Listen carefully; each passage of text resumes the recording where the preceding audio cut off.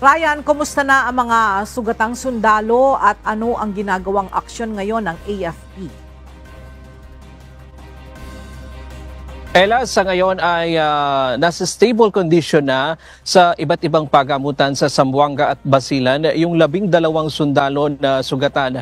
Bagamat yung iba sa kanila ay nagtamo ng major injury, mayroong naputulan ng paa, mayroong tinamaan sa tiyan at sa ulo, ay nagbigay na rin ang AFP ng pinansyal na tulong sa kanila at maging doon sa pamilya noong dalawang nasawi. At sa ngayon, ang prioridad ng AFP ay matukoy kung ano yung dahilan bakit nagkaroon ng engkwentro. At gayon nga ay isa pang titignan nila dyan yung mga umano'y dating miyembro ng MILF, yung pagkakakilanlan nila.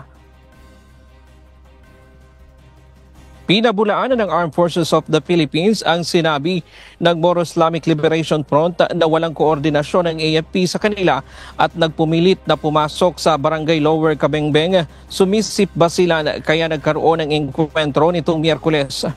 Ayon sa Philippine Army, mayroon silang koordinasyon dahil alam nila na kontrolado ng MILF ang lugar kaya mayroon ring established mechanism doon.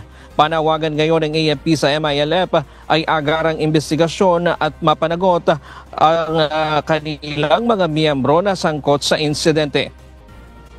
Ang tropa naman natin bago pumunta doon sa lugar ay nagkaroon ng koordinasyon with the MILF. Kaya yun yung panawagan natin sa liderato ng MILF na imbestigahan nila agarang pagkakandak na agarang investigasyon at mapanagot nga yung mga perpetrators nito.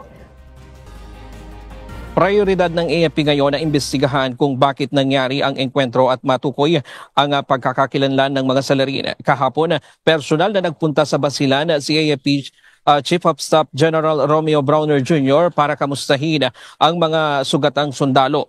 Makiramay sa mga pamilya ng dalawang nasawi at upang makita na rin ang security situation sa Basilan.